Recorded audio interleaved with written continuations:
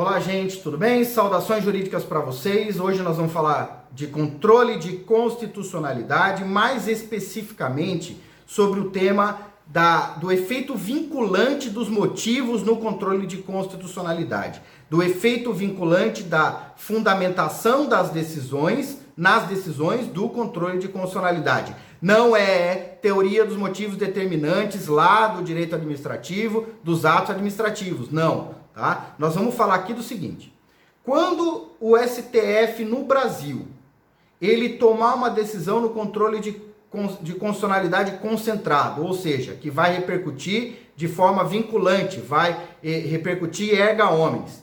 Quando o STF toma uma decisão no controle de constitucionalidade concentrado, o que deve ser usado como precedente, como julgado, é apenas a parte dispositiva ou também a fundamentação?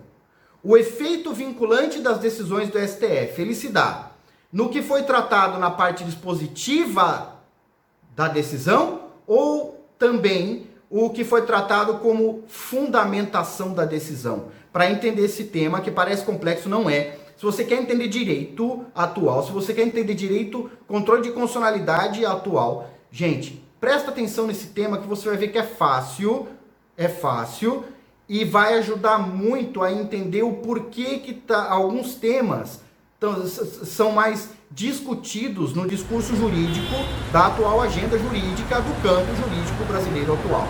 Olha só, para a gente olhar essa questão, vamos pensar no caso Uber e vamos pensar também na diferença entre o civil law e o common law. Caso Uber.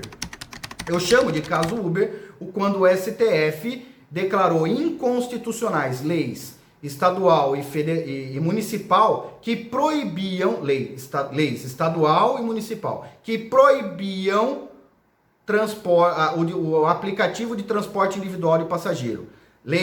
Uma lei estadual e uma lei municipal, elas proibiam o Uber, o Cabify. O STF virou e falou: olha, vocês não podem, Estado e município, proibir aplicativo de transporte individual de passageiro, porque fere, e esse porquê é o motivo. Esse porquê o STF decidiu, isso é fundamentação, isso é ratio decidente. E por que é importante a gente falar disso? Porque nós estamos no civil law. E no civil law, a regra clássica do civil law é que o civil law dá prioridade para a lei escrita, positivada, e apenas num segundo momento ele dá atenção para a jurisprudência. Em contrário ao common law. No common law, nós temos aí o common law puro, o common law raiz da Inglaterra e o common law Nutella dos Estados Unidos. Gente, tá? Tenta entender. Common law raiz da Inglaterra, lá é jurisprudência mesmo, e lá eles gostam da jurisprudência. Nos Estados Unidos eles também gostam, mas ele é misto, porque ao mesmo tempo que eles dão atenção primária à jurisprudência, eles também dão uma atenção secundária à statute law, com uma característica interessante, que a lei positiva, digamos assim, norte-americana, o statute law, ele parte tanto do legislativo como do executivo. Se você quiser saber mais sobre o tema, tem vários livros a respeito, tá? Olha só, nós estamos falando então do nosso civil law e do civil law e do common law norte-americano, para perceber o seguinte: essa prioridade que era dada apenas ao common law está aparecendo no civil law brasileiro atual. Então, estão começando a falar muito, já não é tão atual, já faz um tempo que estão falando disso.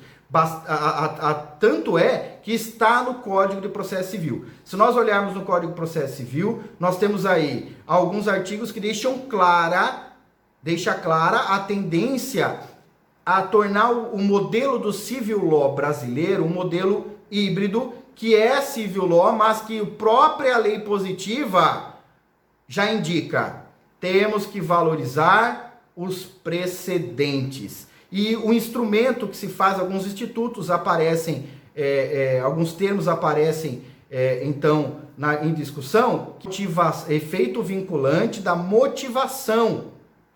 Isso também vai ser muito falado. Então, judiciário, na doutrina, nós vamos encontrar muito discussões agora acerca do efeito vinculante da motivação. porque o nosso sistema, agora com o Código do Processo Civil e com a decisão do caso Uber, por exemplo, o STF deixa clara a tendência a apontar de forma explícita a sua fundamentação, a ratio decidendi da sua decisão, os motivos da sua decisão, de forma a emprestar aí a fundamentação uma importância que antes não era tanta.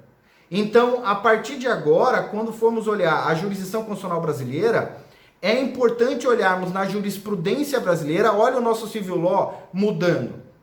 Agora, o nosso civil law é um civil law híbrido, que traz feições de common law. Um exemplo disso é, tanto o Código de Processo Civil como o STF valorizarem os precedentes. E para valorizar os precedentes, a uniformização da jurisprudência, isso já se deu também na Emenda Constitucional 45, com a súmula vinculante. Essa tendência de uniformização de jurisprudência, de aproximação a feições de previsibilidade do common law, nós percebemos em julgados do STF. Não é apenas o caso Uber, nós já tivemos outros em que o STF explicita na ementa. Quem que faz a ementa de um julgado do STF é o relator. Então, o porquê que o relator, no caso Uber, outros princípios e outras fundamentações foram colocadas e discutidas no processo. Mas, no caso Uber, o que ensejou, o que determinou a declaração de constitucionalidade daquelas leis que proibiam aplicativos foi, e ele aponta, por exemplo, a livre iniciativa. Ele deixa claro que a livre iniciativa ela é maculada. Então, podemos falar que atualmente a tendência é pelo efeito vinculante da motivação, dos motivos, no controle de constitucionalidade concentrado. Tá ok? Até a próxima. Saudações jurídicas.